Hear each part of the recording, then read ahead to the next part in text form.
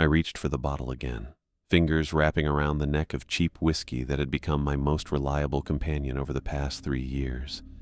The apartment felt smaller every day, like the walls were slowly moving inward, but I couldn't bring myself to leave. Not when I could see the Pacific from my window, stretching endlessly toward the horizon where everything had gone wrong. I used to be the best sonar technician the Navy had. 12 years of service, countless missions, and a reputation for hearing things in the deep that others missed entirely. I could read sound waves like sheet music, picking out submarine signatures from background noise with an accuracy that earned me commendations and the respect of every crew I served with. The ocean had been my second home, her depths holding mysteries I spent my career trying to understand. Now I couldn't even take a shower without hearing those sounds again. The whiskey burned going down, but it dulled the constant ringing in my ears, a souvenir from pressures no human should have survived. I set the glass on the small table next to my chair and looked at the framed certificates covering the wall opposite the window: Distinguished Service Medal, Navy Achievement Medal, Expert Submarine Warfare Pin. All of them felt like artifacts from someone else's life, someone who still believed the ocean was a place where science and technology could solve any problem. That person died 3 years ago in the Mariana Trench, along with 23 of the finest sailors I ever knew. The official report called it a catastrophic equipment failure during routine training exercises. According to the Navy, the USS Connecticut suffered multiple hull breaches at depth, resulting in the loss of most hands before emergency ascent procedures could be implemented. Clean, simple, complete bullshit. I was there. I heard what we found down there, saw what no human was supposed to see. The Navy didn't send us out for training. They sent us hunting for something they knew was waiting in those depths, something that had been sending signals up from the deepest parts of the ocean, signals that didn't match anything in our databases or textbooks. The ice in my glass rattled as I picked it up again, and I realized my hands were shaking. 3 years of therapy, medication, and forced retirement hadn't stopped the tremors that started the day they pulled me out of that life raft. Dr. Martinez said it was trauma response, that my nervous system was still processing what happened down there. He meant well, but he'd never been 40,000 feet below the surface when something the size of a small island decided to notice you. I'd tried to tell him what really happened during our sessions. Tried to explain about the sonar readings that didn't make sense, the sounds that came from living tissue instead of rock formations, the intelligence behind that massive eye that looked right through our hull like we were made of glass. Dr. Martinez would nod and take notes, but I could see it in his face. He thought the pressure had gotten to me, that my brain had created elaborate fantasies to cope with survivor's guilt. Maybe he was right. Maybe I was crazy. But crazy didn't explain why the Navy had spent the last 3 years moving me from base to base, facility to facility, making sure I never stayed in one place long enough to talk to the wrong people. Crazy didn't explain why my former crewmates Tyler Foster and Brandon Lee had vanished into the military medical system, transferred to different hospitals every time I tried to contact them. And crazy definitely didn't explain the non-disclosure agreements they'd made me sign, documents so classified that just reading them required security clearance most admirals didn't have. I stood up and walked to the window, pressing my palm against the cool glass. The Pacific stretched out below, deceptively calm in the afternoon light. Somewhere out there, maybe 1,000 miles west, the water got deeper than most people could imagine. Deeper than our best submarines were rated to go. Deep enough to hide things that had been waiting in the dark since before humans learned to build boats. The government knew they were down there. That's why they sent us. I'd spent the last 3 years trying to forget, trying to build some kind of normal life in San Diego where I could pretend to be just another veteran dealing with adjustment issues. I got a job at a marine supply store selling navigation equipment to weekend sailors who thought the ocean was their playground. I rented this apartment specifically because it faced away from the harbor, thinking the view of open water might help me feel connected to something I used to love. Instead, It reminded me every single day that the world wasn't what we thought it was.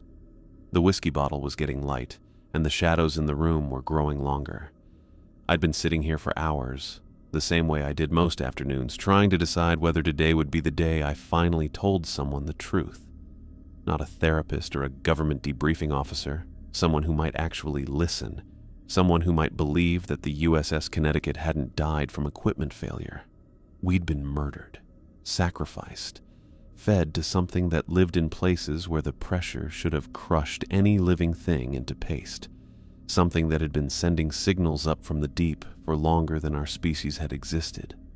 The Navy had been tracking those signals for years, maybe decades, and they'd finally decided to send a crew down to make contact. They just hadn't bothered telling us we were never supposed to come back. I picked up the glass again and noticed it was empty. When had that happened? The bottle was almost done too, which meant I'd been drinking more than usual. Dr. Martinez would probably have something to say about that, but Dr. Martinez had never watched his friends die while something the size of a city moved beneath them in the crushing dark. The apartment felt too quiet. Even with the background noise of traffic and distant voices from the street below, the silence reminded me of those moments just before everything went wrong. That terrible quiet when our sonar screen showed something impossible rising from the ocean floor. Something that shouldn't have existed according to every textbook and training manual I'd ever studied. I needed to tell someone. Not because I thought it would change anything. The government had made it clear that certain discoveries were too dangerous for public knowledge, but because 23 good people had died for the truth, and they deserved better than being written off as casualties of mechanical failure. Maybe I was finally drunk enough to be honest about what happened down there. Honest about the mission they'd sent us on, the things we'd found in the deepest part of the ocean, and the reason why only 3 of us had survived to see the surface again. I walked back to my chair and sat down, reaching for the bottle one more time. If I was going to do this, if I was going to break every agreement I'd signed and risk whatever consequences came with telling the truth, I might as well start at the beginning. The beginning, when I still thought the Navy was sending us out to track Chinese submarines, and the deepest thing I had to worry about was maintaining our position without being detected. I walked through the gates of Naval Base Point Loma on a Tuesday morning in October, 3 years before everything changed. The salt air felt crisp against my face, and I remember thinking this was exactly where I belonged. 12 years of service had brought me to this moment, assigned to the USS Connecticut, one of the Navy's most advanced Seawolf-class submarines. The technology on board represented the top of underwater warfare, and they wanted me to be their ears in the deep. My duffel bag was light on my shoulder as I made my way across the base toward the submarine piers.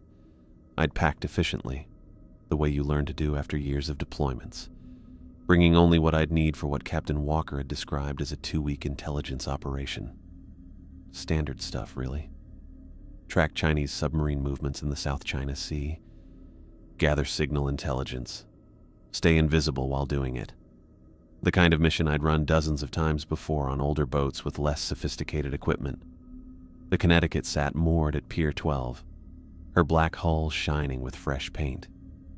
Even tied up to the dock, she looked predatory. 353 feet of nuclear-powered stealth, designed to hunt other submarines while remaining undetectable herself. I'd read her specifications during the flight from Norfolk, studying every system and capability until I could picture her layout in my head. But seeing her in person was different. This wasn't just another submarine. This was the future of underwater warfare. I checked in with the duty officer and made my way aboard, following known corridors that felt different because of their newness. Everything was clean, precisely manufactured, built to tolerances that made the older boats I'd served on feel like antiques. The sonar compartment was forward of the control room, and when I found it, I had to stop and just look at the equipment for a moment. The AN/BQQ-5 sonar suite took up most of the space, its displays and processing units arranged in a configuration I'd only seen in training manuals, passive arrays that could detect engine signatures from hundreds of miles away. signal processing computers that could isolate and classify contacts faster than any human operator could track them. This was what I'd trained for my entire career, the chance to operate equipment that pushed the boundaries of what was possible underwater. Impressive, isn't it? I turned to find David Rodriguez standing in the doorway, a toolbox in one hand and a technical manual in the other. Dave was shorter than me, built like someone who spent his time crawling through mechanical spaces and fixing things that broke under pressure. We'd served together briefly on the USS Hampton 4 years earlier, and I knew him as the kind of engineer who could make any system work, even when the parts manual said it was impossible. "Dave, good to see you again," I said, stepping back to let him into the compartment. "I was just getting acquainted with our new toys." "Wait until you see what these arrays can pick up," he said, setting his toolbox down near the main processing unit. "I've been running diagnostics all morning, and the sensitivity readings are off the charts. We should be able to hear a shrimp fart at 50 miles. I laughed, but I was already thinking about the possibilities. With equipment this advanced, we could track multiple contacts at the same time while staying completely hidden. The Chinese wouldn't even know we were there until we surfaced back in Pearl Harbor with their entire submarine schedule mapped out. Dave opened his toolbox and pulled out a handheld scanner, beginning his pre-deployment inspection of the sonar systems. "You met Captain Walker yet?" "Not yet. Briefing's at 1400. "He's been wound pretty tight since we got here," Dave said, running the scanner over a bank of processing units. "Been checking and rechecking everything, asking a lot of questions about depth ratings and pressure tolerances. More than usual even for a new boat. That caught my attention. Pre-mission nerves were normal, but experienced captains didn't usually obsess over basic engineering specifications unless they had specific concerns." "What kind of questions?" "Deep water stuff, mostly. How far down we can safely operate, what kind of stresses the hull can handle, that sort of thing. I told him these Seawolf boats are rated for depths that would crush most submarines, but he kept pushing for exact numbers. I filed that information away while Dave continued his inspection. Maybe Walker was just being thorough, making sure he understood his new command's capabilities before taking her into potentially hostile waters. But something about it felt off, like he was planning for scenarios that went beyond standard intelligence gathering. The morning passed quickly as I got to know the Connecticut systems. The sonar equipment was better than anything I'd expected. Response times measured in milliseconds instead of seconds. Processing power that could pick out individual engine signatures from background noise with almost perfect accuracy. Range and sensitivity that opened up tactical possibilities I'd never had before. I was adjusting the passive arrays when Kevin Mitchell found me. Mitch was our navigator, a precise guy who approached his job with the same attention to detail I brought to sonar analysis. We'd overlapped at Naval War College during advanced training, and I knew him as someone who could plot a course through a minefield if the mission required it. "Thompson, right?" he said, though we both knew he remembered me perfectly well. Mitch just liked to be formal until he was sure about the social dynamics on a new boat. "How's the sonar suite looking?" "Like Christmas morning," I said, finishing the array calibration and watching the displays populate with ambient sound data. I can already hear surface traffic from the harbor entrance, and we're still tied to the pier. What about navigation systems?" "GPS integration is flawless. Inertial guidance is calibrated to within centimeters. This boat could navigate underwater for months without ever surfacing for a position fix." He paused, watching the sonar displays cycle through their startup routines. "Of course, the mission brief says we'll be staying in relatively shallow water for most of the patrol." "South China Sea is pretty shallow compared to the deep Pacific," I agreed. "Should make for easier tracking, fewer thermal layers to deal with." Mitch nodded, but something in his expression suggested he wasn't entirely convinced. "Captain Walker asked me to plot some unusual waypoints during the planning session yesterday. Nothing that changes our basic mission profile, but some of the coordinates were further south than I expected." Before I could ask what he meant, the ship's intercom crackled to life with the familiar sound of the bosun's whistle. All hands. Department heads and section leaders to the wardroom for mission briefing. I say again, department heads and section leaders to the wardroom.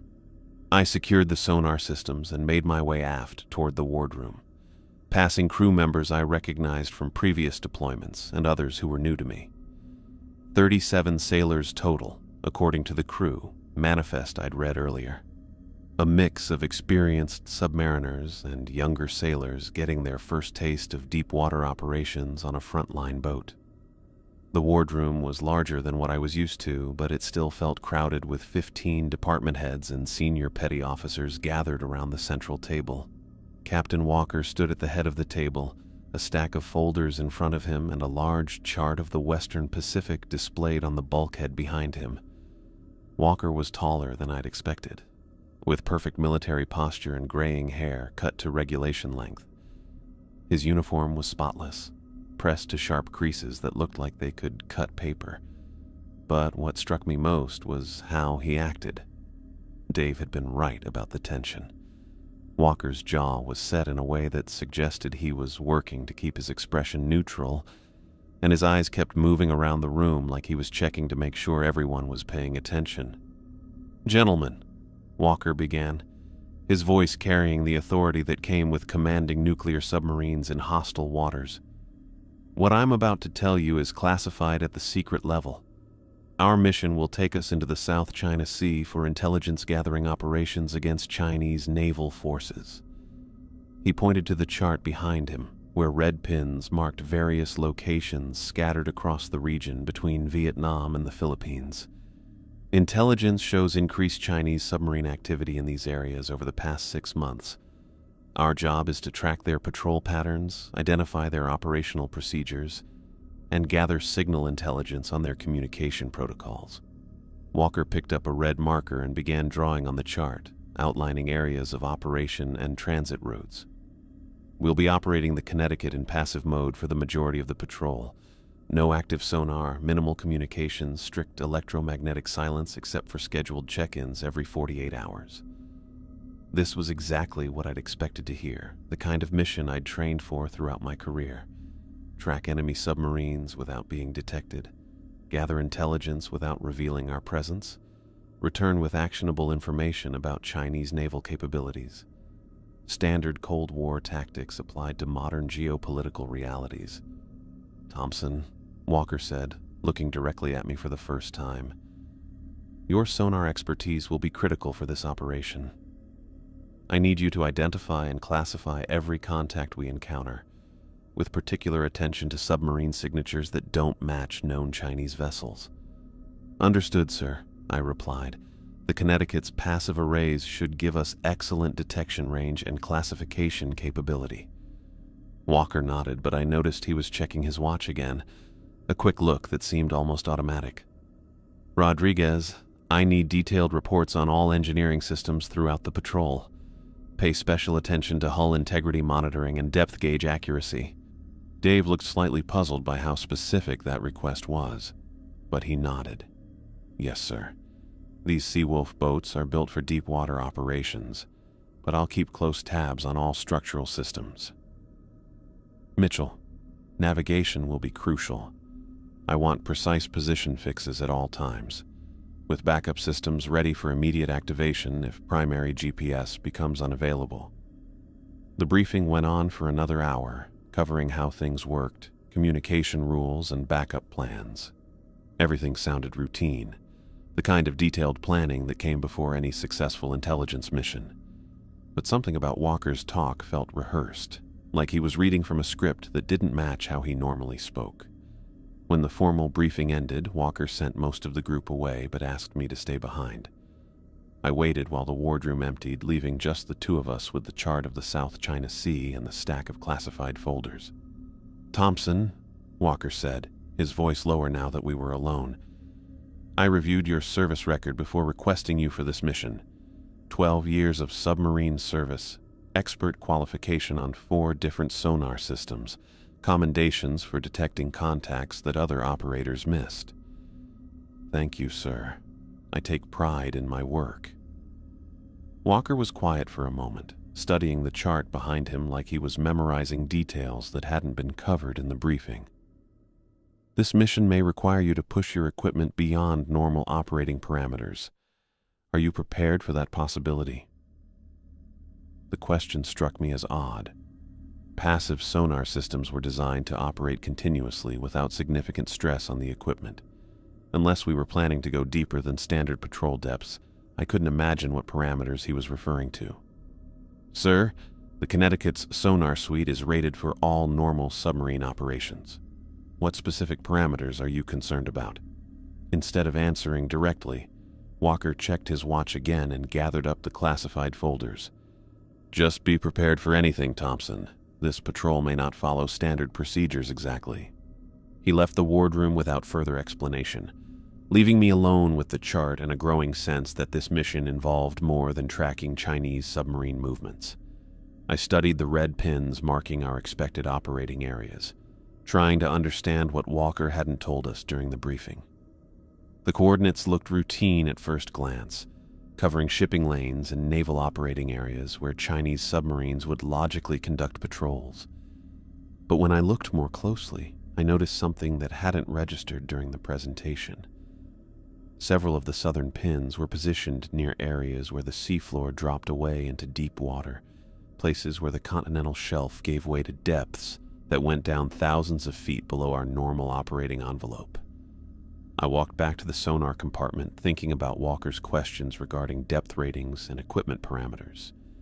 The Connecticut was capable of diving deeper than most submarines in the world, but standard intelligence missions didn't require extreme depth operations. We'd be tracking surface contacts and shallow diving submarines, staying well within the comfortable operating range of any modern boat. Dave was still working in the compartment when I returned, running final diagnostics on the sonar processing computers. How'd the briefing go? Standard intel mission, I said, settling into the operator's chair and watching the displays cycle through their self-test routines. Track Chinese boats, stay invisible, gather signals intelligence. Anything unusual? I thought about Walker's behavior during the briefing, his specific questions about depth capabilities, and his cryptic warning about pushing equipment beyond normal parameters. Maybe. Captain seems more nervous than usual for a routine patrol. Dave finished his diagnostic sequence and closed the access panel he'd been working on. Well, this is his first mission commanding the Connecticut. New boat, new crew, operating in potentially hostile waters. I'd probably be nervous too. That was logical, but it didn't explain the feeling I'd had during the briefing that Walker was holding back important information. Maybe I was reading too much into normal pre-mission tension, projecting my own excitement about operating advanced equipment onto a captain who was simply being thorough.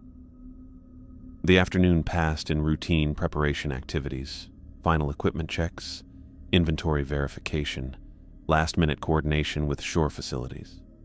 By evening, the Connecticut was ready for departure, her nuclear reactor providing power to systems that buzzed with quiet efficiency throughout the boat. I spent the last few hours before we got underway running passive scans of the harbor area, getting familiar with the sonar signature of local traffic and calibrating the arrays for optimal performance. The equipment responded better than anything I'd ever operated, providing clear, detailed information about contacts that would have been barely detectable on older systems. Just before midnight, Captain Walker gave the order to cast off lines and get underway. I watched on the sonar displays as the Connecticut moved away from the pier and out into San Diego Bay, her reactor providing silent propulsion that left almost no acoustic signature for potential listeners to detect. We were beginning what I believed would be a routine intelligence patrol, tracking Chinese submarines with the most advanced underwater surveillance equipment in the world. I felt excited about the mission, confident in my abilities, and proud to be serving aboard one of the Navy's most capable boats.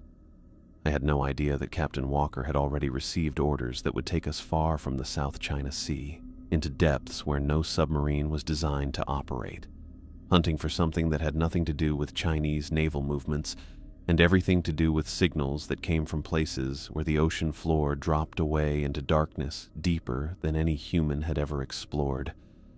I was running final calibrations on the passive sonar array when the message notification appeared on my personal terminal. 2 days into what should have been a routine intelligence patrol, and we'd gotten into the familiar rhythm of deep water operations. The Connecticut moved through international waters with the silent efficiency that made Seawolf-class boats the top predators of the submarine world. The message was encrypted, marked with security protocols I'd never seen before. When I decoded it, the sender identified himself only as J, and the content was brief. Report to Captain Walker immediately. Bring no materials or documentation. I secured my sonar station and made my way aft toward the captain's quarters, passing crew members focused on their routine duties. The submarine felt different than it had during our first day at sea, more settled, more purposeful. We'd left behind the coastal traffic and commercial shipping lanes, entering the deep Pacific where the only sounds were the subtle vibrations of our own machinery and the distant biological noise that populated every ocean. Walker's quarters were located behind the control room, a small private space that served as both office and sleeping area for the boat's commanding officer. I knocked twice and heard his voice call for me to enter. The captain sat behind a narrow desk bolted to the bulkhead, reading from a tablet computer that displayed what looked like navigation charts. His uniform was perfectly pressed even after 2 days at sea, and he'd kept the same tense attitude I'd noticed during our departure briefing. When he looked up at me, his expression was carefully neutral. "Close the door, Thompson." I pulled the door shut and stood at attention, waiting for him to explain why I'd been summoned. Walker set the tablet face down on his desk and studied me for a moment before speaking. "We've received new orders from Naval Intelligence. Our mission parameters have changed." That caught my attention right away. Mission changes were unusual during submarine patrols, especially when we'd been at sea for less than 48 hours. The Navy typically planned operations with enough detail to avoid mid-course corrections unless something significant had happened. "Sir, what kind of change?" Walker picked up a message form from his desk, looked at it quickly, then set it back down. "We're no longer going to the South China Sea. Instead, we've been told to investigate something unusual at coordinates within the Mariana Trench." I felt my eyebrows go up. The Mariana Trench was hundreds of miles south of our planned operating area, and far deeper than any intelligence mission I'd ever heard of. Standard submarine patrols avoided extreme depth operations, unless there were compelling tactical reasons to risk the equipment and crew. "What kind of anomaly, sir?" "That information comes from John Harrison, a superior whose authority supersedes our original mission. I don't have details about the nature of the anomaly, only coordinates and orders to investigate using our sonar capabilities." The name John Harrison meant nothing to me. In 12 years of submarine service, I'd learned to recognize the names and reputations of senior officers throughout the underwater warfare community. Harrison didn't fit any category I knew, which suggested he operated outside normal naval command structures. "Sir, I'm not familiar with that name. What's his position?" Walker's jaw tightened a bit, and he checked his watch in that quick way I'd noticed during our briefing when we left. "Harrison works under Naval Intelligence with permission I'm not allowed to question. His orders are classified above what I can access, which means we follow them without talking about it." Something about Walker's tone told me he wasn't totally comfortable with the situation either. Military officers were trained to follow orders without hesitation, but experienced commanders also developed gut feelings about when missions went beyond normal limits. This felt like one of those moments. "What are my specific responsibilities for this new mission?" "Prepare the sonar systems for extreme depth operations. I need maximum sensitivity and range from our passive arrays, with particular attention to detecting anomalous signals that don't match known geological or biological signatures." I thought about the equipment specifications I'd memorized during our transit from San Diego. The Connecticut's sonar suite was designed for deep water operations, but extreme depth introduced complications that pushed even advanced systems toward their operational limits. Water pressure affected sound transmission in ways that required careful calibration, and the acoustic environment at abyssal depths contained interference patterns that could mask or distort contact signatures. Sir, how deep are we talking about? The equipment will need specific calibration depending on our operating depth. Walker looked at the message form again, reading coordinates that meant nothing without reference to depth charts. The anomaly is located at approximately 35,000 feet below surface level. 35,000 feet. I had to process that number for a moment to make sure I'd heard correctly. That was deeper than Mount Everest was tall, deeper than any submarine was designed to operate safely. The Connecticut's hull was rated for depths that would crush most boats, but 35,000 feet approached the absolute limits of what our pressure vessel could handle. Captain, that's extremely deep for submarine operations. Are we certain our hull integrity can handle that kind of pressure? Rodriguez has assured me that the Connecticut specifications include a safety margin beyond our normal operating envelope. We won't be staying at depth longer than necessary to investigate the anomaly and gather required intelligence. I wanted to ask more questions about the nature of this anomaly and why it required such extreme measures to investigate, but Walker's demeanor suggested the conversation was moving toward conclusion. He gathered the message forms on his desk and secured them in a locked drawer.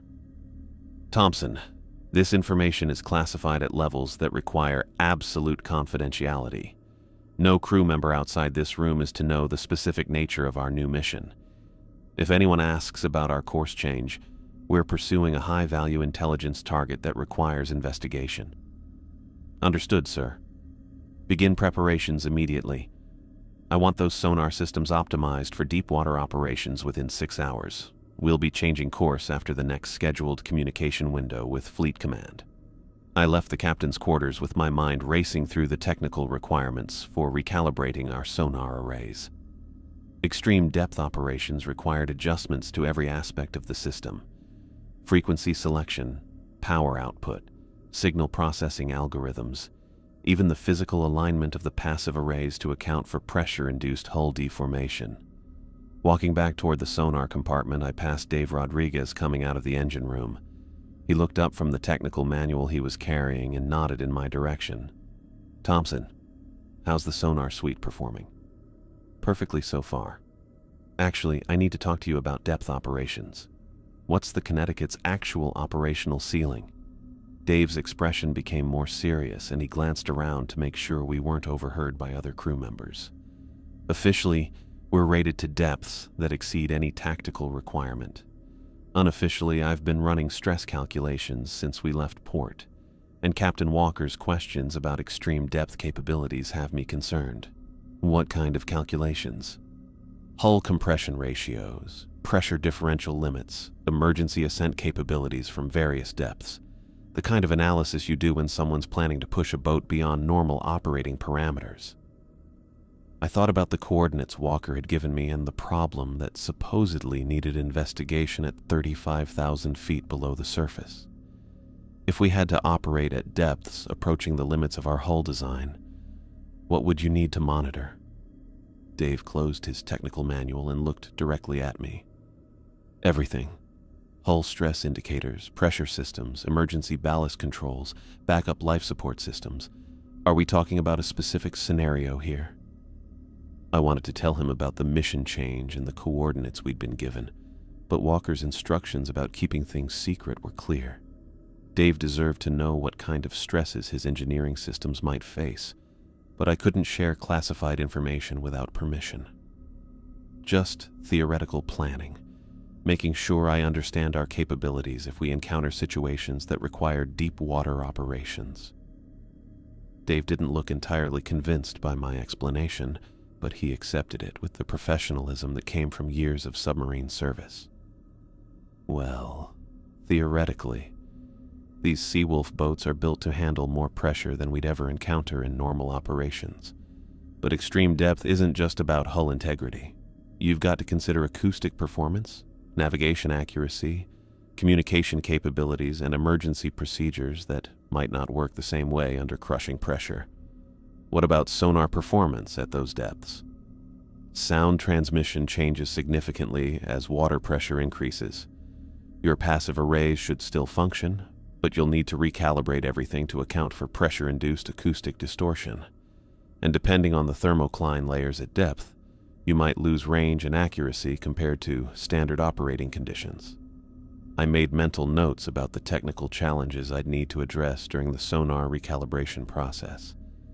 Dave was right about the complexity of deep-water operations.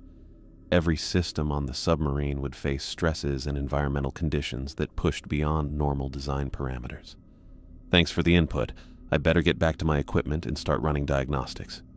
Dave nodded and continued toward the forward torpedo room, leaving me to walk the rest of the way to the sonar compartment alone. I was thinking about the conversation with Walker and the mysterious anomaly that required investigation at impossible depths. Something about the entire situation felt wrong, but I couldn't identify exactly what was bothering me. The sonar compartment buzzed with the quiet efficiency of electronic systems operating at peak performance. I settled into the operator's chair and began pulling up calibration menus, preparing to reconfigure the equipment for extreme depth operations. The process would take several hours of careful adjustment, testing each component to ensure optimal performance under conditions we'd never encountered before. As I worked through the technical procedures, I found myself thinking about the encrypted message that had started this chain of events. John Harrison, whoever he was, possessed enough authority to redirect an entire submarine mission with a single communication. That level of influence suggested connections to intelligence agencies or military commands that operated outside normal Navy hierarchies. The Connecticut began a subtle course change sometime during my third hour of sonar recalibration. I felt it in the slight change of the boat's motion, the way our forward momentum adjusted to a new heading that would take us south toward the deepest part of the Pacific Ocean. Other crew members would notice the change and start asking questions about our destination, but Walker had prepared a cover story about pursuing high-value intelligence targets. I wondered what kind of anomaly existed at 35,000 feet below the surface that justified such extreme measures to investigate. Geological formations didn't typically require submarine reconnaissance, and no biological organisms were known to exist at depths where the pressure would crush any living tissue into paste.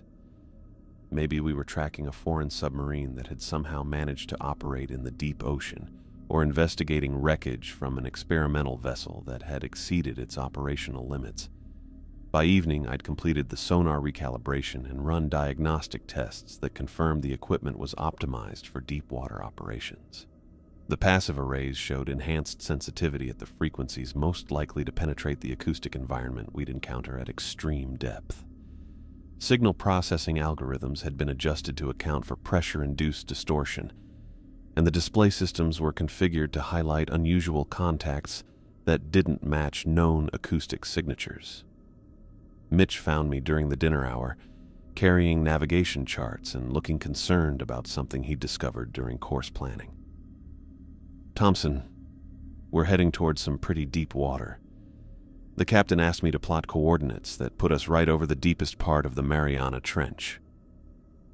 "What's the depth at our destination?"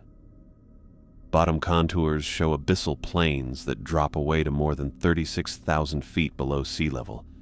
That's deeper than any submarine is designed to operate safely."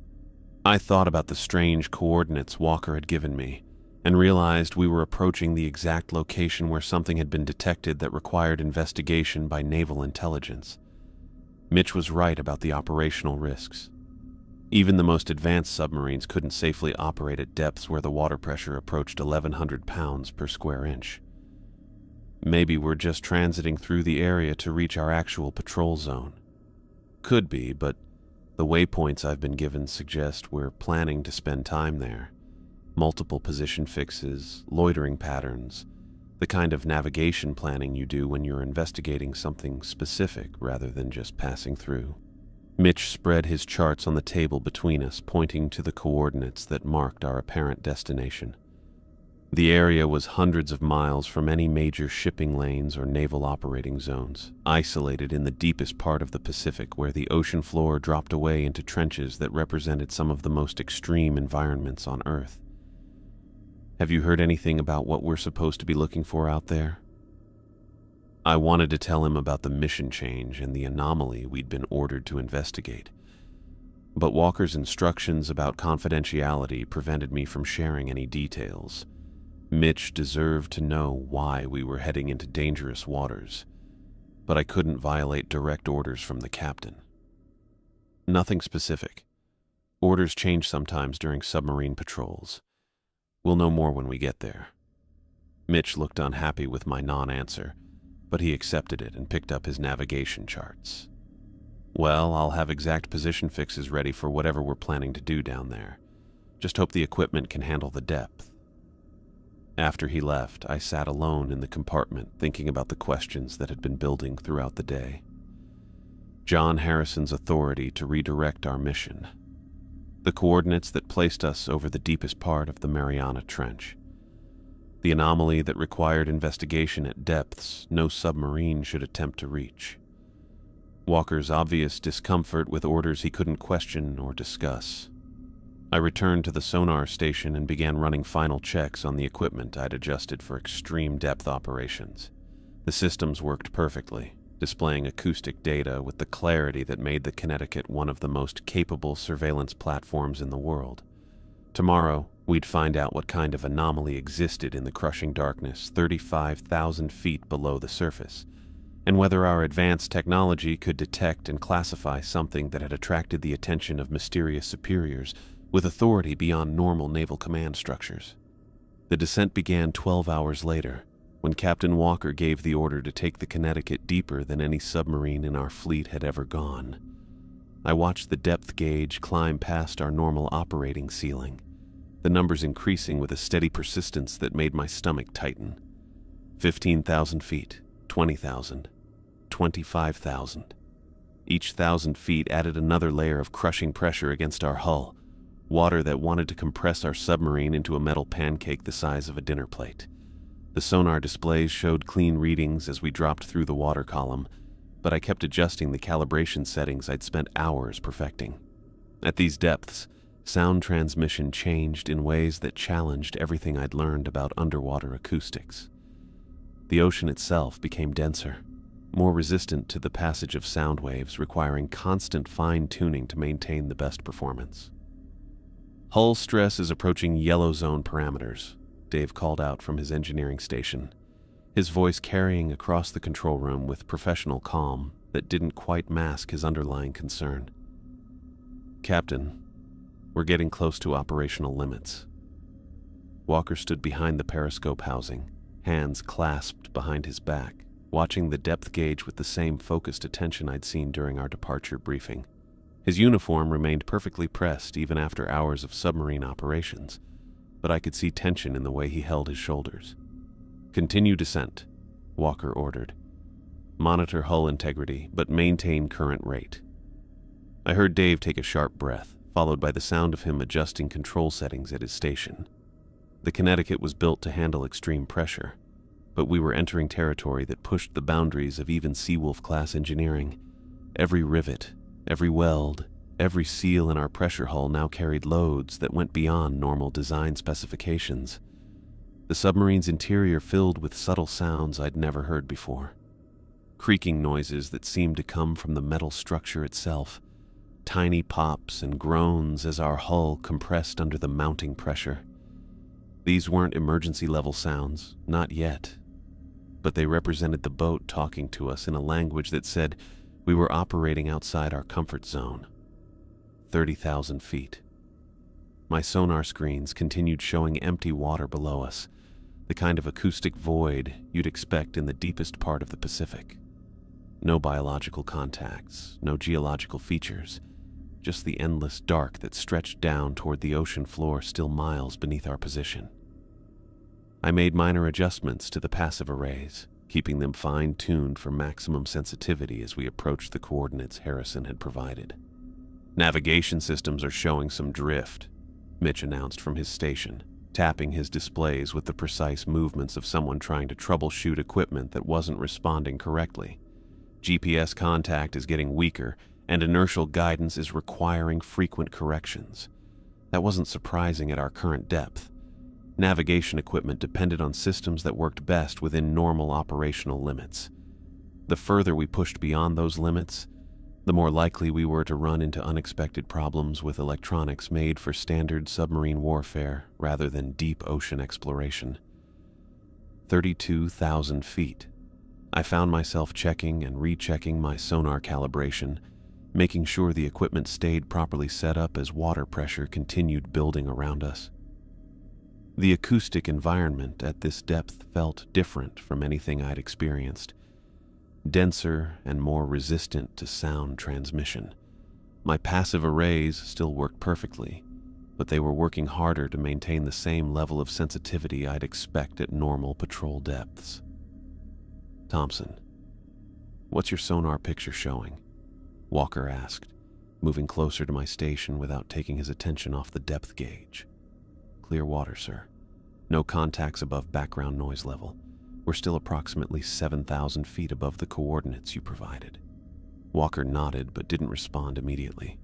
I could see him calculating distances and descent rates, probably trying to determine exactly when we'd reach the position where this mysterious anomaly was supposed to exist.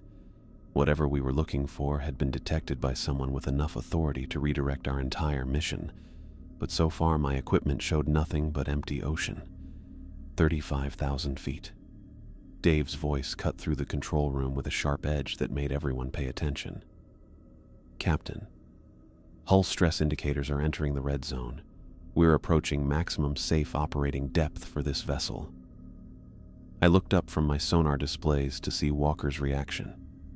His jaw tightened slightly, and he checked his watch with that quick, involuntary movement I'd noticed during our mission briefings.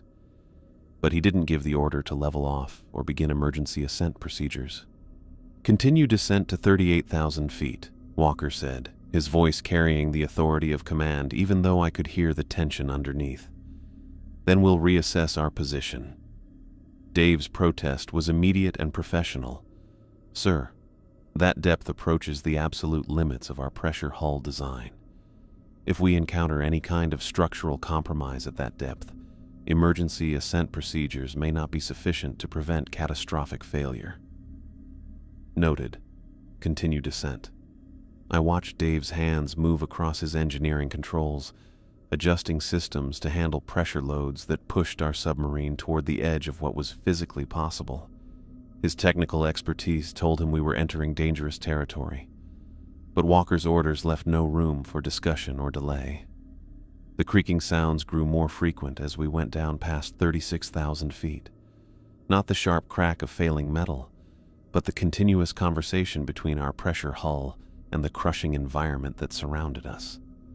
Every structural component was now carrying loads that represented the upper limits of what our designers had calculated as survivable. 37,000 feet. I made final adjustments to my sonar arrays, optimizing them for maximum performance at depths where no submarine was supposed to operate. The passive sensors continued functioning flawlessly, but I could feel the ocean pressing against us with a weight that seemed to want to squeeze our tiny metal bubble into nothingness. Then, at 38,000 feet, something appeared on my displays that made me forget about hull stress and structural limits and every other concern I'd been tracking during our dive. "Contact," I announced, my voice sharper than I'd intended. "Bearing 270, range approximately 2 miles, depth approximately 40,000 feet. Walker was beside my station before I finished speaking, leaning over my shoulder to look at the sonar displays. "Classification?" I looked at the contact signature, trying to make sense of readings that went against everything I knew about underwater acoustics.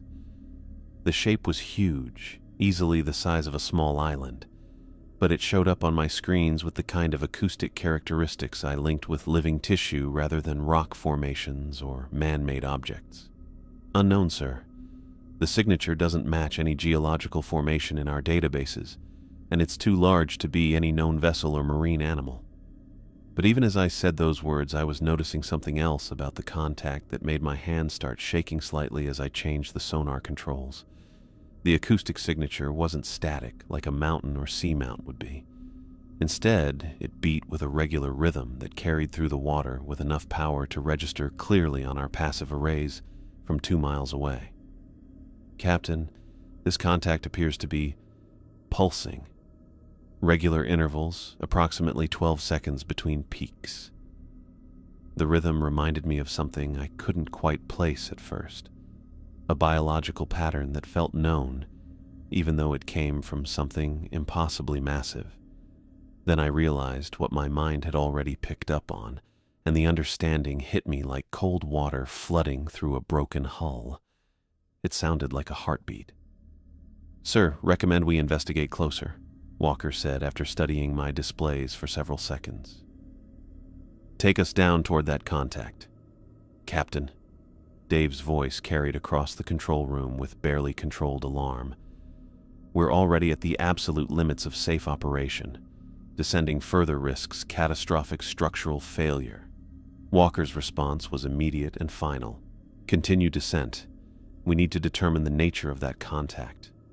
I felt the Connecticut angle downward, her ballast tanks adjusting to carry us deeper into water that wanted to crush us like an empty beer can. As we went down, the pulsing signature grew stronger and more distinct on my sonar displays. Each rhythmic beat sent through the ocean with such power that I could feel it vibrating through our submarine's hull. This wasn't random geological activity or equipment malfunction. The pattern was too regular, too consistent, too powerful to be anything except biological. But nothing alive could exist at these depths, where the pressure would compress any known life form into paste within seconds. "Navigation equipment is malfunctioning," Mitch announced, his voice tight with stress. "Compass readings are erratic, and inertial guidance systems are showing impossible drift patterns." I kept my attention on the sonar displays, watching the huge contact grow larger and more clear as we got closer. In 12 years of submarine service, I'd looked at thousands of acoustic signatures from every category of underwater object: ships, submarines, whales, rock formations, even experimental vehicles that pushed the boundaries of underwater technology. This matched nothing in my experience or training. The rhythmic pulsing continued with mechanical precision, each beat strong enough to vibrate through our pressure hull and into the metal framework that surrounded us. Whatever was making this acoustic signature had more power than any biological organism should be able to produce. As we went down past 39,000 feet, getting close to the source of the pulsing, I realized we weren't investigating a rock anomaly or tracking a foreign submarine or examining wreckage from some experimental vessel. We were getting close to something alive. Something impossibly, incomprehensibly large that existed in the crushing darkness, where nothing should be able to survive. 40,000 feet below the surface, my sonar screens showed something that challenged every assumption I'd held about life on Earth. The contact wasn't a geological formation or wreckage from some experimental vessel. It was alive, and it was rising from the deep ocean floor toward our position with deliberate, purposeful movement that sent massive displacement waves through the water around us. "Contact is ascending," I announced, my voice barely steady as I watched the acoustic signature expand across my displays. Rate of climb, approximately 500 feet per minute. The numbers didn't capture what I was actually seeing on the sonar screens. The creature's body stretched across miles of ocean floor, larger than any landmass I'd ever mapped during 12 years of submarine service. Glowing patterns pulsed along what appeared to be its exterior surface, creating light signatures that registered on our passive arrays as distinct acoustic events. Walker moved closer to my station, his hands gripping the back of my chair as he studied the displays. "How large is this contact?" I recalibrated the sonar range twice before answering, unable to believe the measurements my equipment was providing. "Sir, based on acoustic signature analysis, the contact measures approximately 3 miles in length and nearly 2 miles in width. Depth: the creature appears to extend down beyond the range of our sonar penetration." The words sounded impossible even as I spoke them. Nothing that large could exist in Earth's oceans, let alone at depths where the pressure would crush any known biological structure. But my sonar equipment was functioning perfectly, providing detailed readings that confirmed the presence of something alive moving through the water beneath us. The creature's ascent created powerful currents that began affecting our submarine's position and attitude. I felt the Connecticut move sideways, pushed by massive water displacement that our ballast control systems couldn't compensate for adequately. "Engineering report," Walker called out, his voice carrying new tension as he felt the boat's movement change. Dave's response came from across the control room, edged with controlled panic. "Captain, we're getting weird current patterns that don't match any ocean models. Something down there is moving enormous amounts of water." As the creature rose toward our position, more details became visible on my sonar displays.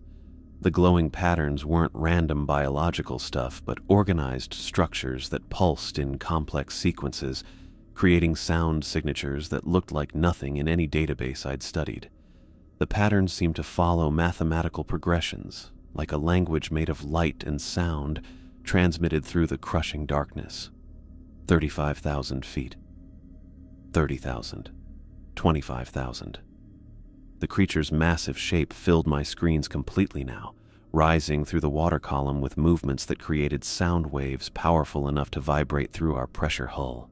Each pulse sent tremors through the submarine's metal framework, creating frequencies that made the entire boat buzz like a struck tuning fork.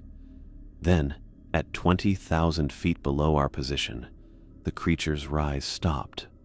For several seconds, the only sounds in our control room were the quiet buzz of electronic systems and the increasingly frequent creaks from our compressed hull. The massive contact held its position in the water column, no longer rising but maintaining perfect neutral buoyancy in a way that suggested conscious control rather than passive floating. "Sir," I whispered, afraid that speaking too loudly might somehow attract the creature's attention. "The contact has stopped ascending. It's holding position directly below us." Walker leaned over my shoulder to look at the sonar displays, and I could feel how tense he was. "What's it doing?" Before I could answer, something appeared on my screens that made my hands start shaking. A section of the creature's huge body was changing, rising upward from the main mass like a mountain growing from the seafloor. The acoustic signature showed organic tissue moving with clear purpose, reshaping itself into a structure that reached toward our submarine. "Captain, part of the creature it's extending something toward our position. Range is decreasing rapidly." The extending appendage measured hundreds of feet in diameter, larger than our entire submarine, moving through the water with smooth movements that belonged to something perfectly suited to the deep ocean environment. As it got closer, I could see more detail in its acoustic signature. Complex internal structures that pulsed with the same rhythmic patterns I'd been tracking for hours. 15,000 feet below us. 10,000 feet. 5,000 feet. "Emergency ascent," Walker ordered, his voice sharp with command authority. "All ballast tanks, emergency blow.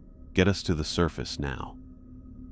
Dave's hands moved across his controls with practiced efficiency, triggering emergency procedures designed to bring the Connecticut to the surface as quickly as possible.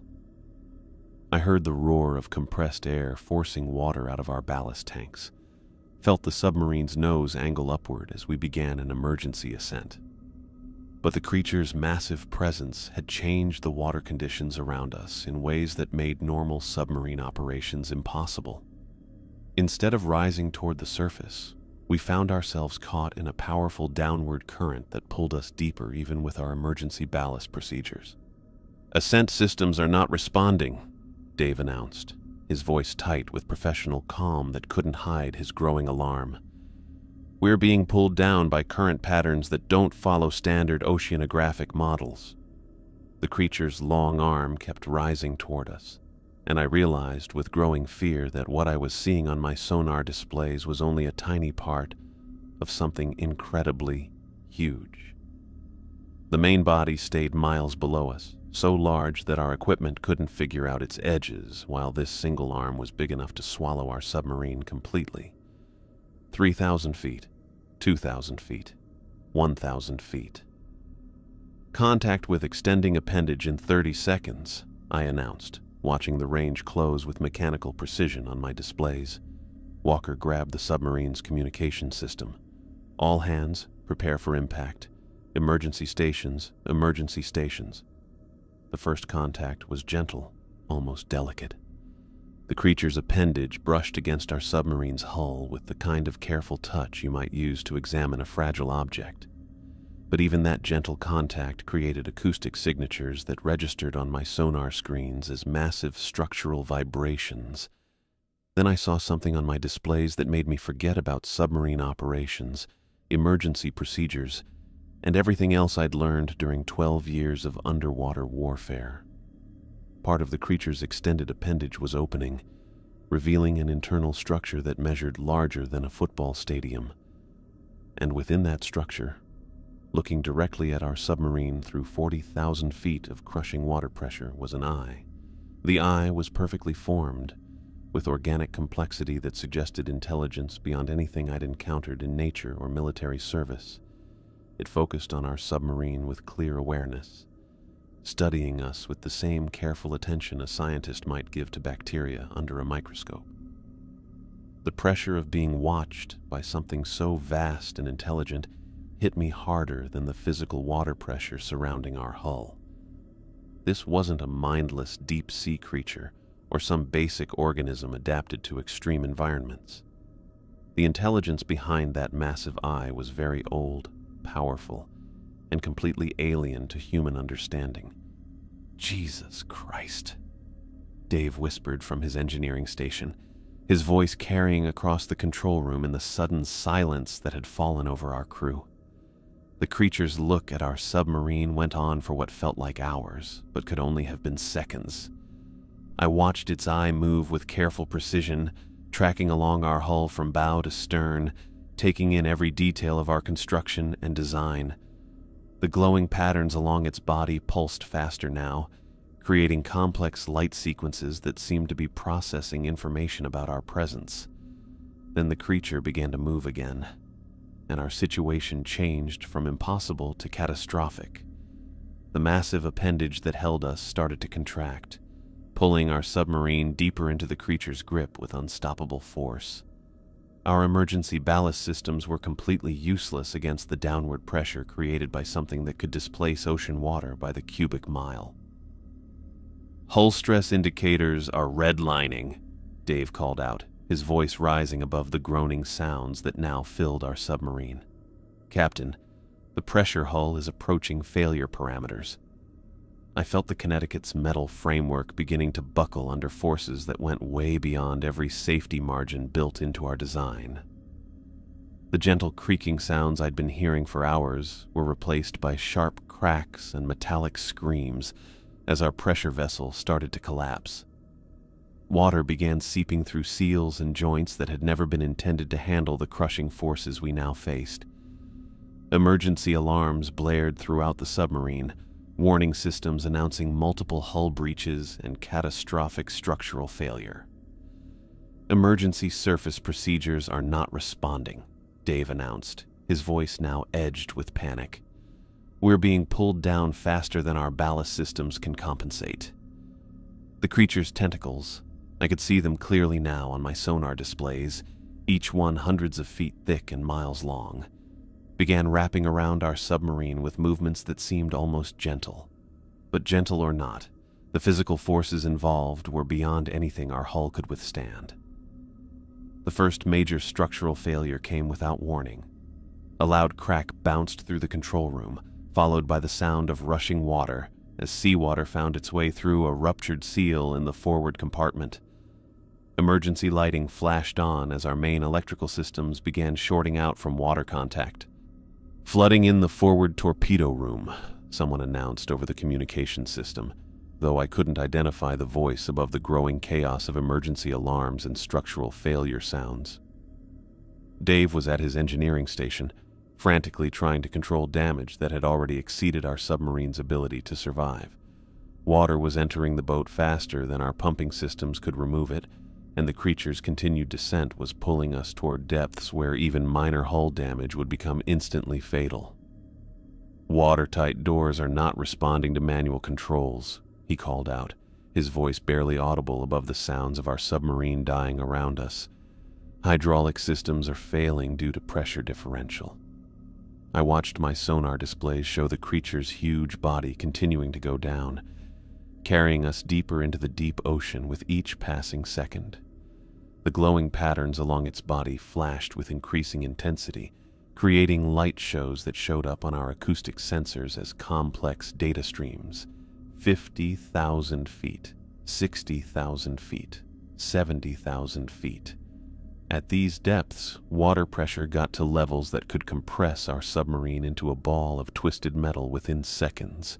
Only the creature's embrace was keeping us from collapsing completely, but that protection came at the cost of being pulled ever deeper into an environment where human survival was impossible. The second major hull breach happened near the navigation compartment, where Mitch had been trying to maintain our position data even though our GPS and inertial guidance systems had completely failed. I heard him scream as seawater flooded through a crack in the pressure hull, filling the compartment faster than anyone could escape. "Mitch!" Dave shouted, abandoning his engineering station to reach the navigation area.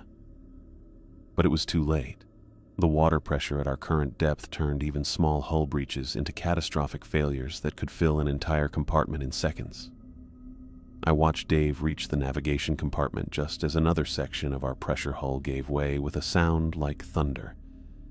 The bulkhead separating his position from the rest of the submarine buckled and collapsed, crushing him instantly under tons of twisted metal and rushing seawater.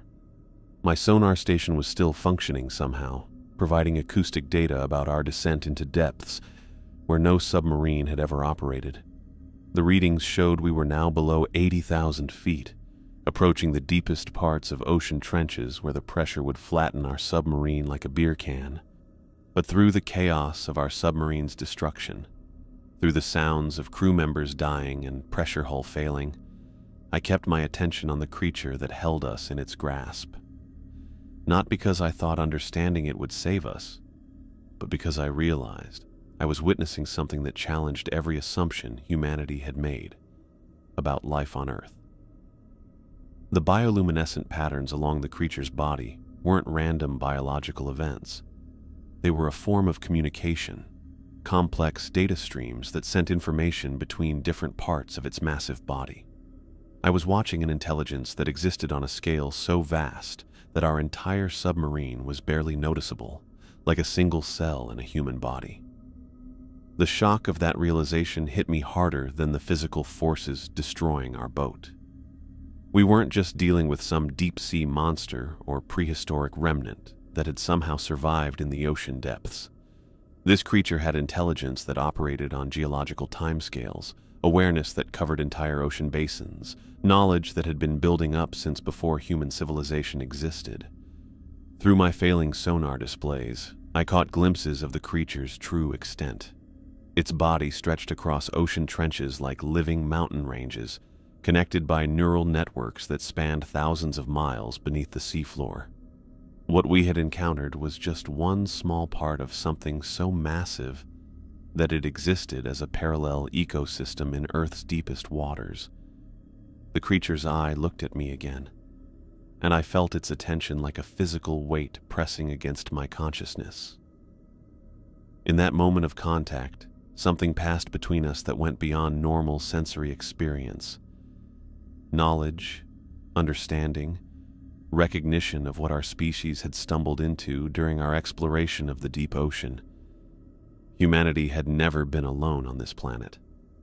We had simply been too small and too shallow to notice the intelligences that lived in the crushing darkness beneath miles of seawater. Very old beings that had watched the rise and fall of countless species from their deep domains, entities so vast and powerful that governments would sacrifice entire submarine crews just to study them. The final hull breach came as we passed 90,000 feet depth, pressure levels that crushed our submarine's remaining structural integrity like an eggshell. Water flooded through every compartment with explosive force, shorting out our electrical systems and plunging us into darkness. My last coherent memory was clinging to my sonar station as seawater filled the control room, feeling the creature's massive tentacles adjust their grip on our dying submarine. The being's presence created pressures that went beyond the physical, touching something in my mind that left permanent changes in how I understood reality. Everything went dark. I woke up floating. The first sensation was water lapping against something beneath me, followed by the taste of salt and blood in my mouth. My eyes opened to reveal orange fabric stretched overhead, the distinctive color of Navy emergency equipment swaying gently with ocean swells. An emergency life raft. I was lying in an emergency life raft on the Pacific surface, 18 hours removed from a submarine that had been crushed at 90,000 feet. My body felt wrong in ways I couldn't immediately catalog. Every joint ached with deep, bone-level pain that suggested something fundamental had been damaged during whatever process brought me from the crushing depths to this inflatable sanctuary. When I tried to sit up, sharp pains shot through my chest and arms, the kind of tissue damage associated with severe decompression injuries. The sound of rotor blades cut through the ocean air above me. I managed to turn my head enough to see Coast Guard helicopters circling in a search pattern, their bright orange and white paint schemes stark against the blue Pacific. Rescue boats moved between small clusters of life rafts scattered across maybe half a mile of ocean surface, their engines creating diesel exhaust plumes that drifted on the morning breeze. Other rafts, other survivors. I counted 6 life rafts total, including my own, each one riding the swells with the distinctive heavy movement of emergency flotation devices designed for survival rather than comfort. 2 of the rafts appeared to have occupants who weren't moving, their orange fabric sheltering unconscious figures that could only be other crew members who had somehow escaped the Connecticut's destruction. The memories came in fragments that didn't connect into any coherent sequence. Massive tentacles wrapping around our submarine's hull, water flooding through ruptured pressure seals, that enormous eye looking directly at me through 40,000 feet of crushing ocean, then nothing, a complete blank where the process of reaching the surface should have been stored in my consciousness. How does someone survive a submarine crushing at depths that exceed every safety margin ever calculated? How do 7 crew members escape a pressure vessel failure that should have killed everyone instantly? The physics made no sense, but the evidence surrounded me in the way of Coast Guard rescue operations and the taste of seawater that proved I had somehow made it to the surface alive. One of the rescue boats approached my raft, its hull cutting through the swells with the purposeful movement of a vessel on an active search mission.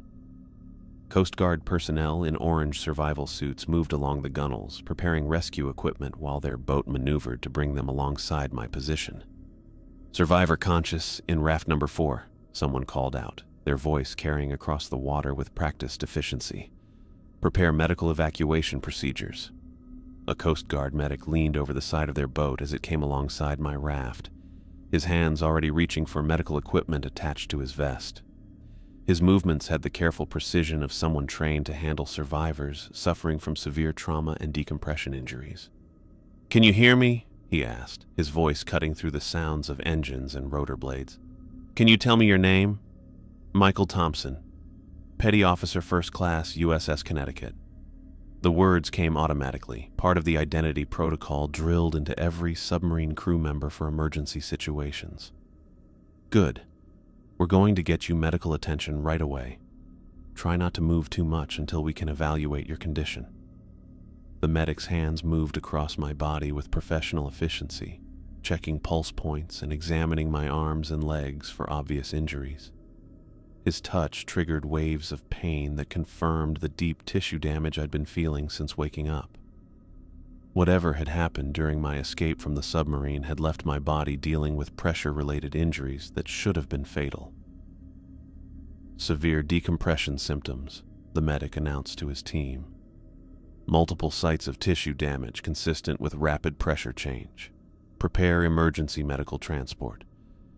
They moved me from the life raft to their rescue boat with movements designed to minimize additional trauma to someone suffering from decompression sickness. The boat's deck felt solid and stable after hours floating on the ocean swells, but the pain in my joints and muscles made every movement an exercise in careful endurance. From the rescue boat's deck, I could see the other survivors being pulled from their life rafts. Tyler Foster was unconscious, his body showing the clear signs of severe decompression injuries that had made him unresponsive during the rescue operations. Brandon Lee appeared to be in similar condition, unconscious and needing immediate medical help from Coast Guard personnel. 37 crew members had gone down into the Mariana Trench aboard the Connecticut. 6 survivors floated in emergency life rafts on the Pacific surface. The math of that survival rate suggested something had stepped in during our submarine's destruction, something that had selectively kept a handful of crew members alive, while allowing the rest to die in the crushing depths. The Coast Guard helicopter that arrived for medical evacuation was a HH-60 Jayhawk, its twin engines creating downdrafts that turned the ocean surface into a churning mass of spray and foam. The rescue basket dropped toward our boat on a steel cable, swaying in the rotor wash while Coast Guard personnel prepared to lift survivors to the aircraft for emergency medical transport. They loaded me into the basket first, strapping me to the metal framework with restraints designed to prevent movement during the aerial transfer. The rise to the helicopter felt like floating in reverse, rising through downdrafts and engine noise until Coast Guard flight medics pulled me into the aircraft's cabin. "What happened down there?" I asked the flight medic, who began attaching monitoring equipment to my body. "The submarine. What happened to the Connecticut?" The medic's response came with professional detachment that avoided answering my question directly. "You're suffering from severe decompression injuries and possible nitrogen narcosis. Try to rest while we transport you to medical facilities." "No, you don't understand. There was something down there. Something alive. It grabbed our submarine and pulled us deeper than any boat can survive." The flight medic made notes on a medical chart while checking my vital signs, his expression showing the kind of patient tolerance that medical personnel develop when dealing with trauma victims who present with disorientation and memory problems. "Nitrogen narcosis can cause vivid hallucinations," he explained, adjusting the flow rate on an oxygen mask covering my nose and mouth. "What you're describing is consistent with pressure-related cognitive impairment. The important thing now is getting you proper medical treatment." Through the helicopter's windows, I could see the other survivors being pulled aboard in rescue baskets. Tyler and Brandon were still unconscious, their bodies showing severe decompression injuries that needed immediate medical care. Whatever process had brought us from the crushed submarine to the surface had damaged our bodies in ways that showed rapid pressure changes beyond anything human bodies were meant to handle. The flight to Guam took several hours, during which Coast Guard medics gave us emergency treatment for decompression sickness while checking our vital signs for complications that could be fatal. I spent the journey trying to piece together my memories of the submarine's final moments, but the sequence stayed broken and incomplete. Naval Medical Center Guam came into view through the helicopter's windows as we approached the landing pad, a large complex of white buildings made to handle military medical emergencies throughout the Pacific region. The facility's trauma unit was already ready for our arrival, with medical teams standing by to treat multiple cases of severe decompression sickness. They moved me from the helicopter to a hospital gurney, rolling me through corridors filled with the sounds and smells of an active medical facility. The emergency room team worked with practiced skill, giving us treatments for pressure-related injuries while running tests to check the extent of tissue damage throughout my body. "Can you describe what you remember about the incident?" a Navy doctor asked while reviewing my medical chart. "Any details about how the submarine was damaged?" "We were investigating an anomaly in the Mariana Trench. Something came up from the bottom, something impossibly large. It grabbed our submarine and pulled us deeper than the hull could handle." The doctor made notes while keeping the same professional distance I'd seen from the Coast Guard medics. Severe pressure exposure can cause detailed hallucinations that seem completely real to the patient. What you're describing doesn't match any known oceanographic phenomena. They admitted me to the hospital for treatment and observation, putting me in a private room where medical staff could monitor my recovery from decompression injuries. The room had a single window that looked out over the Pacific, but I found myself unable to look at the ocean without remembering that massive creature rising from the deep depths. Over the next 2 days, I repeatedly asked medical staff and hospital administrators, about Captain Walker and the other crew members who hadn't survived the incident. Every inquiry met with vague responses that avoided providing specific information about casualties or rescue operations. "The Navy is still conducting search operations," was the standard answer. "More information will be available once the investigation is complete." But I knew from the rescue operations I'd seen that only 7 crew members had reached the surface alive. 30 crew members remained unaccounted for, lost when the Connecticut was crushed at depths that should have made any survival impossible. On my 3rd day in the hospital, a naval officer appeared in my room carrying a clipboard and wearing the kind of expression that suggested official business rather than medical consultation. He was older than the hospital staff, with graying hair and the way someone carries themselves when they're used to delivering difficult information. "Petty Officer Thompson, I'm Lieutenant Commander Hayes from Naval Intelligence. I need to inform you of the official findings regarding the USS Connecticut incident." I set down the water glass I'd been holding and gave him my full attention. What happened to Captain Walker? What happened to the rest of my crew? The USS Connecticut suffered a catastrophic equipment failure during routine training operations in the Western Pacific. The submarine was lost with all hands except for 7 survivors who were recovered by Coast Guard search and rescue operations. The words hit me like cold water. Equipment failure, routine training operations.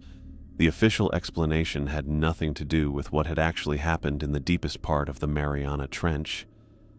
"That's not what happened," I said, my voice rising despite my efforts to remain calm. "We weren't on a training mission. We were sent to investigate something Harrison had detected in the deep ocean, something alive." Lieutenant Commander Hayes consulted his clipboard with the same professional detachment I'd encountered from every military and medical person since my rescue. "The official investigation has concluded that mechanical failure caused the submarine's pressure hull to breach during a training exercise. Survivor accounts indicate severe nitrogen narcosis and trauma-induced hallucinations. I know what I saw down there. There was a creature, something massive that grabbed our submarine and pulled us deeper than any boat can survive. Captain Walker had orders from Naval Intelligence to investigate an anomaly. The investigation found no evidence of anomalous contacts or intelligence operations. The Connecticut was conducting routine training when equipment failure resulted in the loss of the vessel."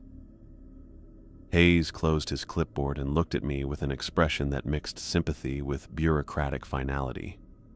The official story had been written, the paperwork completed, the incident classified according to whatever parameters suited the Navy's institutional needs. But I had seen that enormous eye looking back at me through 40,000 feet of crushing water pressure. I had felt the intelligence behind it, very old and huge and completely beyond human understanding. No official report could change what had actually happened in the depths where humanity was never meant to go. The creature was real, and somewhere in the darkest parts of the ocean, it was still there. The transfer to Naval Medical Center San Diego happened without warning.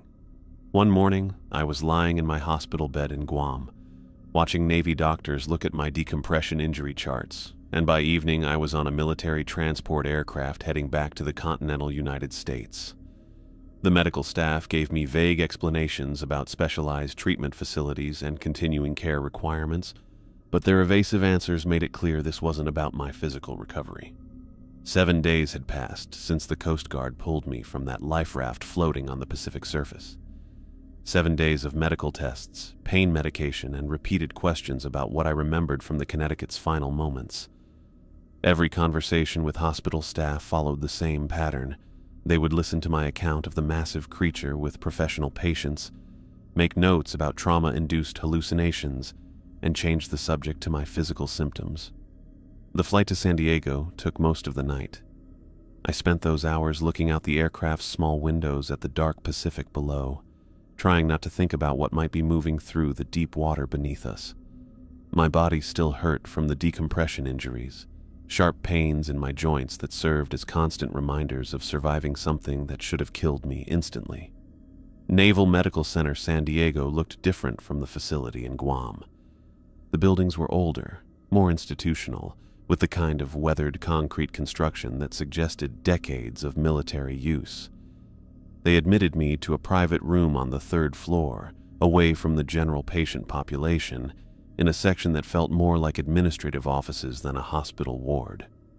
The morning after my arrival, a Navy officer appeared in my room carrying a leather briefcase and wearing dress blues with intelligence insignia on his collar. He was older than most of the medical staff I'd encountered, maybe late 40s, with graying hair and the kind of bearing that came from years of handling classified information. "Petty Officer Thompson, I'm Commander Robert Clark, Naval Intelligence. I'll be conducting your operational debriefing regarding the USS Connecticut incident." He pulled a chair close to my bed and opened his briefcase, removing a digital recording device and several manila folders marked with classification stamps. His movements had the practiced efficiency of someone who conducted these interviews regularly, though something in his expression suggested this particular debriefing held unusual significance. "The purpose of this session is to gather detailed information about your sonar readings during the submarine's final operational period. I need you to walk me through every contact you detected, every acoustic signature you recorded, and every technical parameter you observed." Clark's request focused specifically on the technical aspects of what I'd seen, avoiding any mention of the creature itself. His approach felt different from the medical staff who had dismissed my accounts as hallucinations. This man wanted the data, the hard technical information about what my equipment had detected in the deep ocean. "Commander, what I recorded down there doesn't match anything in our databases. The acoustic signatures were coming from something alive, something larger than anything that should exist in Earth's oceans." "Let's start with the technical specifications," Clark interrupted, his pen hovering over a notepad. "What was the bearing and range of the initial contact?" I described the sonar readings in detail, walking through each step of the detection process, while Clark took extensive notes. He asked specific questions about frequency patterns, signal strength, acoustic propagation characteristics, and the timing of the rhythmic pulses I'd tracked for hours before the creature began its ascent. "These pulsing patterns," Clark said, his voice carrying new intensity. "Can you describe the intervals between pulses? The exact timing sequence? 12-second intervals precise as a metronome. The acoustic signatures were powerful enough to register clearly from over 2 miles away, but the frequency characteristics didn't match any geological or mechanical source."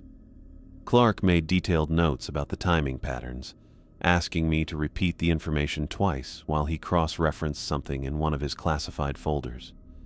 Whatever he was comparing my account to seemed to match his expectations in ways that made him lean forward with increased attention. "You mentioned the contact ascending from the abyssal plane. Describe the rate of ascent and any changes in acoustic signature during the creature's movement." The word "creature" slipped out naturally, but Clark didn't correct me or dismiss the term as previous military personnel had done. He simply waited for my technical description while his recording device captured every detail I provided about that impossible encounter. I explained how the massive shape had risen through the water column, generating displacement waves that affected our submarine's position and attitude. Clark asked specific questions about the creature's apparent size, the bioluminescent patterns I'd seen, and the moment when part of its body had extended toward our position like a massive appendage. "The extending structure," Clark said, consulting his notes. "You described it as hundreds of feet in diameter. Can you provide more precise measurements based on your sonar analysis?" "Based on acoustic signature analysis, the appendage measured approximately 400 feet in diameter and extended upward for thousands of feet from the main body mass. But, Commander, what I'm telling you is impossible according to every biological model we understand."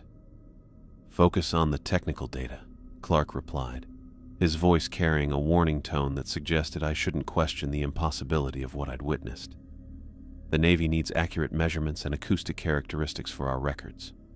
Clark spent over an hour collecting detailed technical information about every part of my sonar readings. He was especially interested in the creature's final moments of contact with our submarine, asking the same questions over and over about how the huge tentacles had wrapped around our hull and the changes in sound patterns during our trip down to the crushing depths.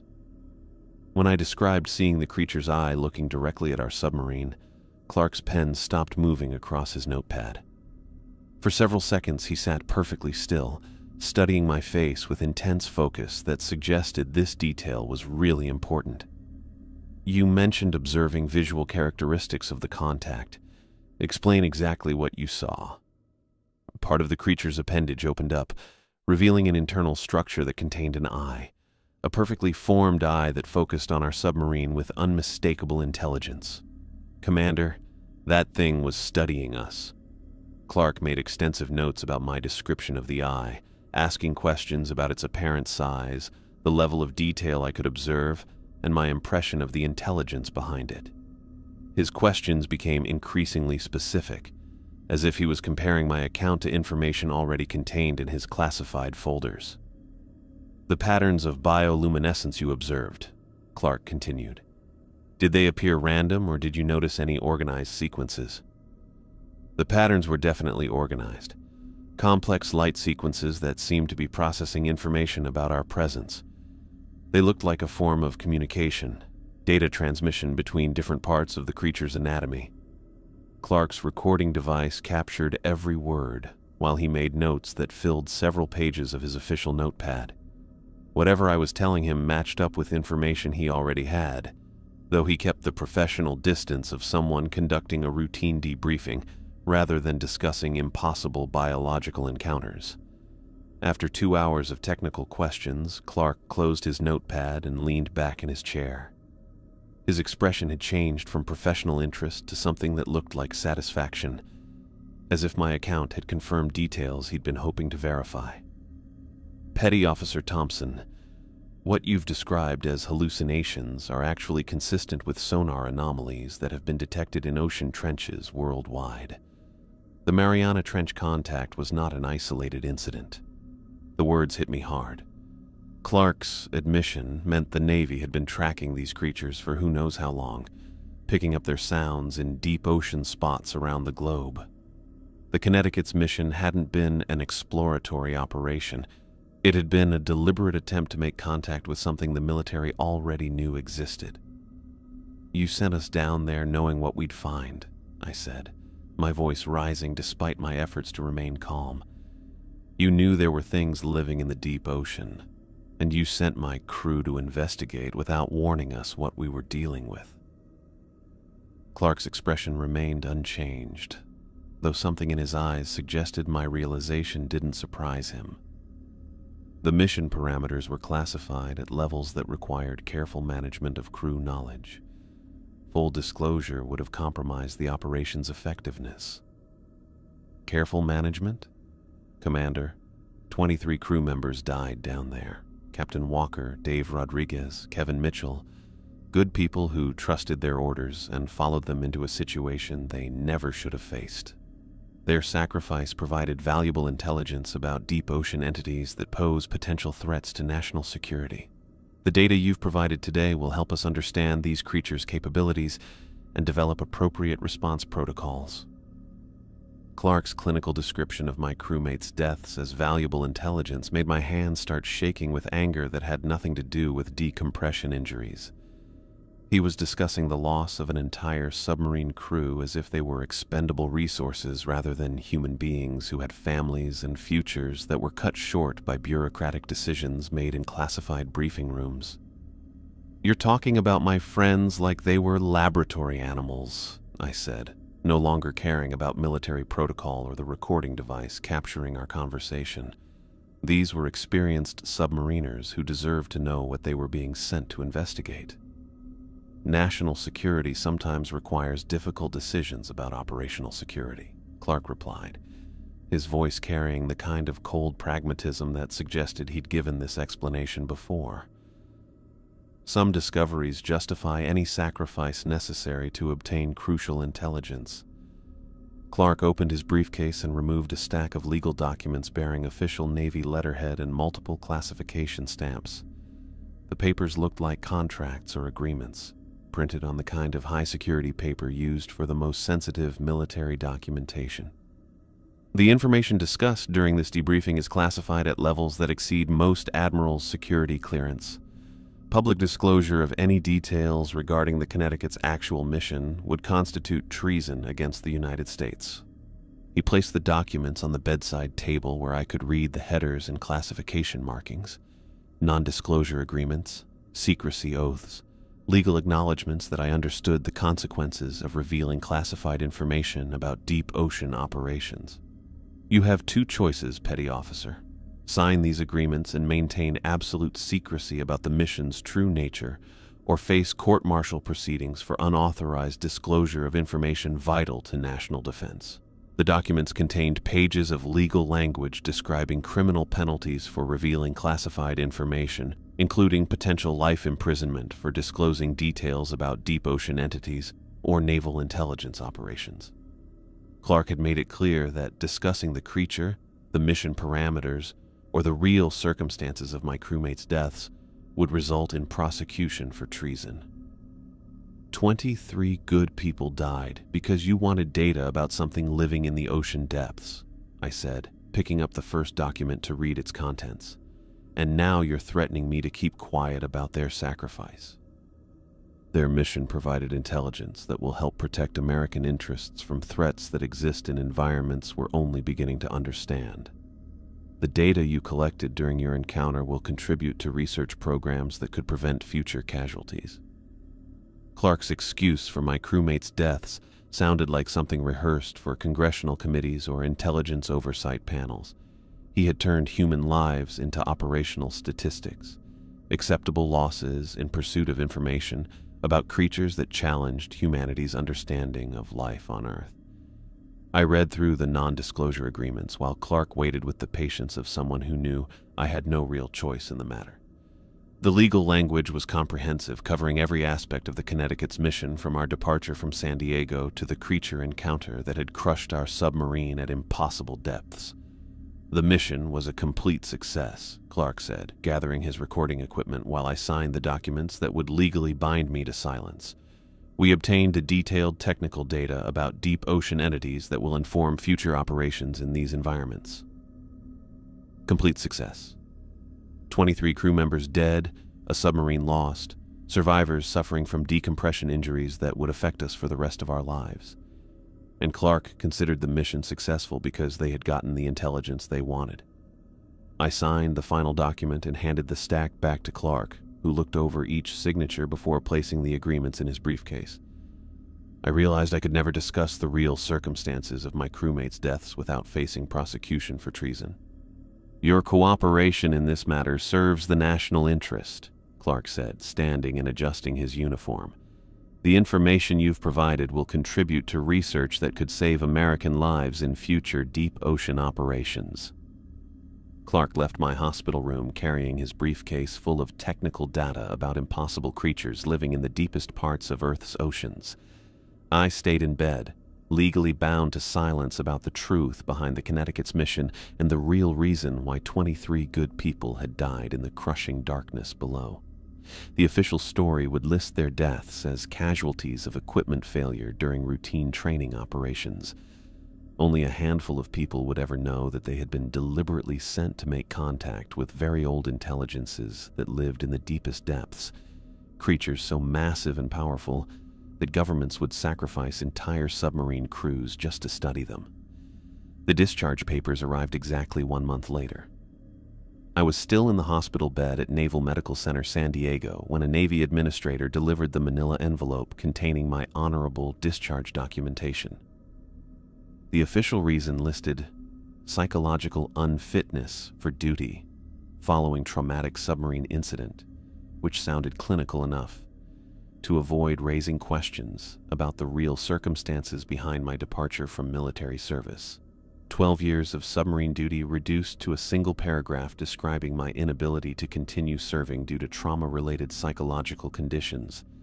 The paperwork made no mention of the classified debriefing sessions, the non-disclosure agreements I'd signed, or the technical intelligence I'd provided about creatures living in the ocean's deepest trenches. Commander Clark had visited twice more during my final weeks in the hospital, conducting additional interviews that focused on specific details about the creature's acoustic signatures and bioluminescent communication patterns. Each session reinforced the legal constraints surrounding my knowledge while extracting every piece of technical data the Navy could use for their deep ocean research programs. The discharge came with full medical benefits and a disability rating that would provide monthly compensation for the decompression injuries that continued affecting my joints and muscles. The Navy took care of their personnel, even those who knew too much about operations that officially never happened. Finding civilian housing in San Diego turned out easier than adjusting to life without the structured routine of military service.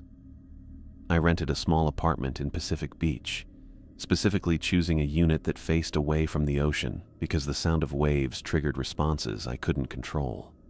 Even the distant rumble of surf through closed windows was enough to make me panic with memories of crushing water pressure. Job hunting became an exercise in discovering how thoroughly my military experience had been contaminated by knowledge I couldn't discuss.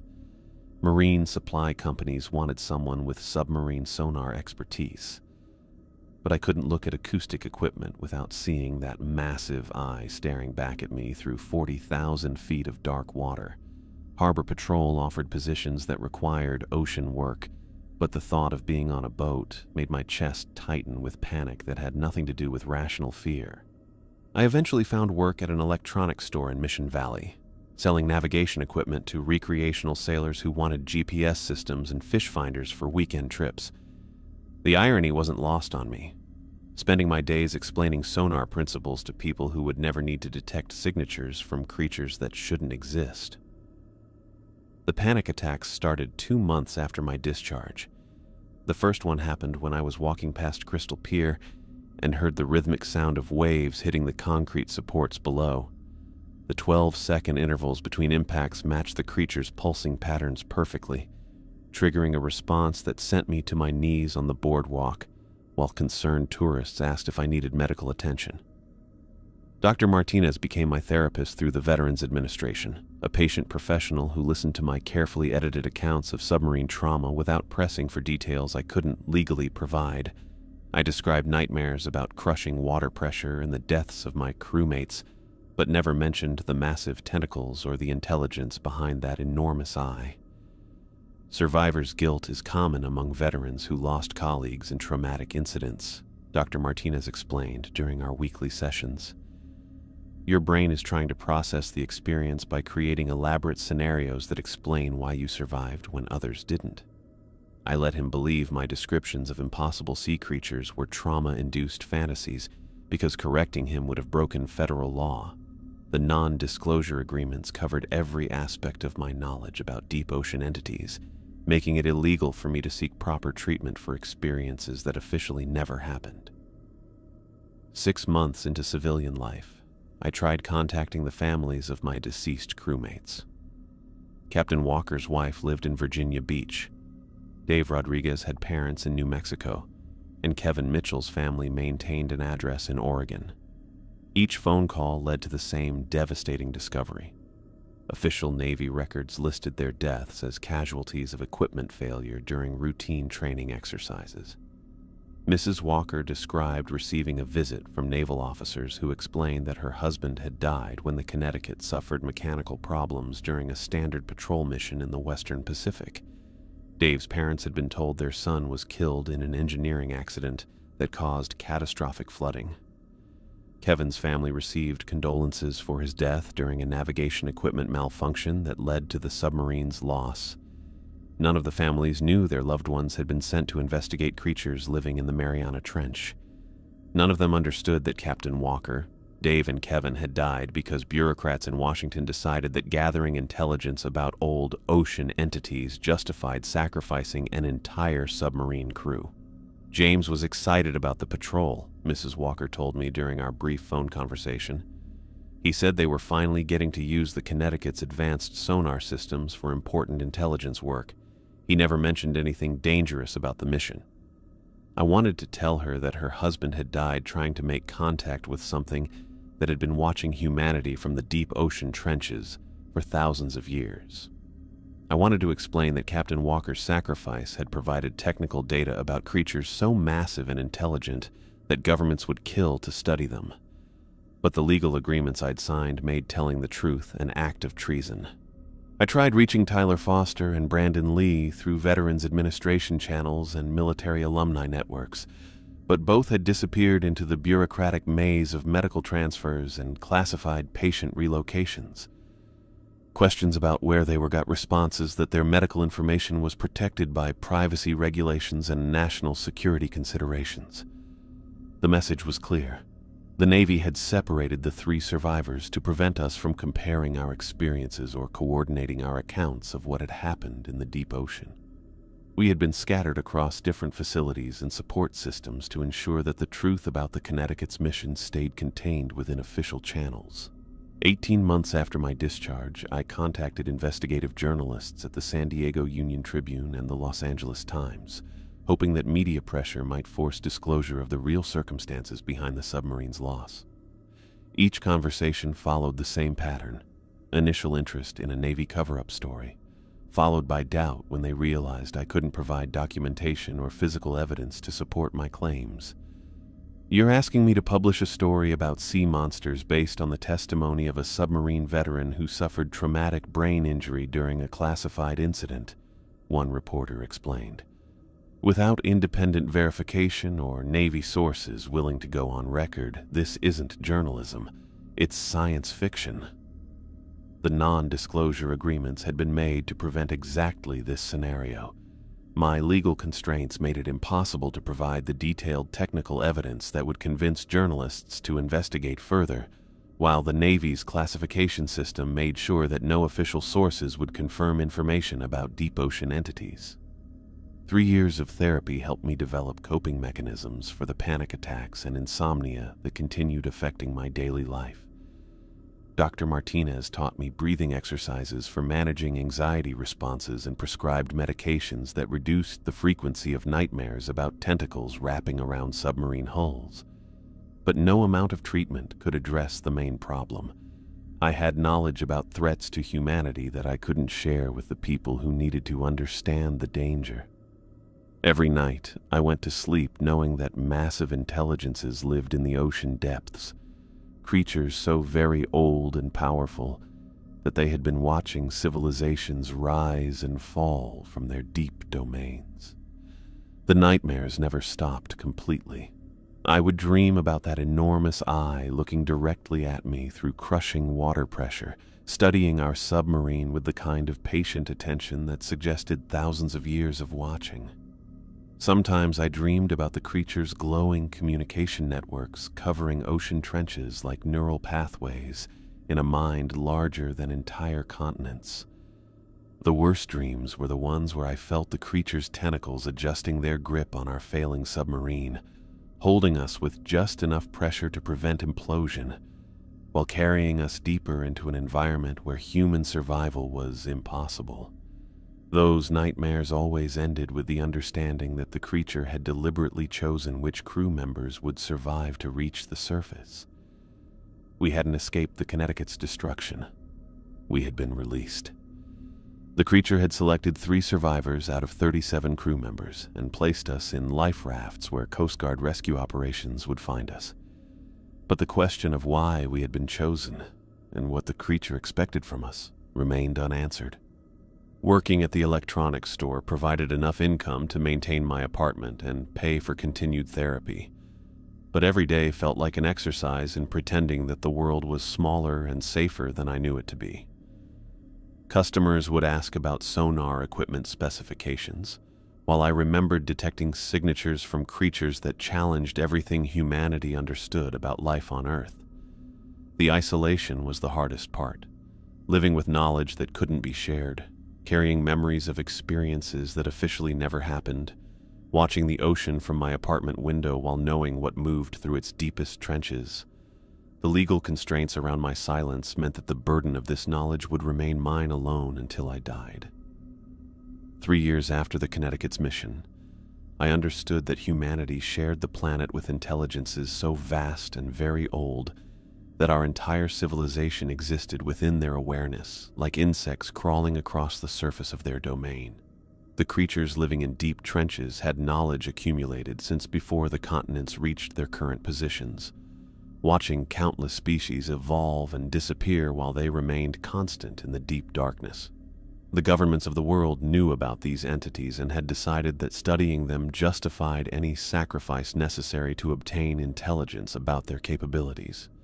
Submarine crews would continue being sent into the deep ocean on classified missions, sacrificing human lives to gather data about creatures that operated on geological timescales. And somewhere in the deepest parts of the Pacific, those very old intelligences continued their patient watching of humanity, communicating through glowing networks that covered ocean basins, while they waited for reasons that only they understood. The creature that had looked directly at me through our submarine's failing hull had been evaluating us, studying our technology and our responses to contact with something beyond human understanding. I know the truth about what lives in the ocean depths, horrors beyond anything humanity has imagined, very old and powerful and watching. The Pacific looks peaceful from my apartment window, but beneath its surface, creatures the size of mountains move through trenches deeper than our highest peaks, with intelligence that has been watching our species since we first ventured onto the water in primitive boats. The ocean keeps its secrets, and the government makes sure that some knowledge remains buried deeper than any submarine can reach. But I was there when humanity made contact with something that had been waiting in the darkness for millions of years, and I know that our time as the dominant intelligence on this planet is shorter than we believe. They're still down there, watching and waiting, and someday they'll decide that their period of watching is complete.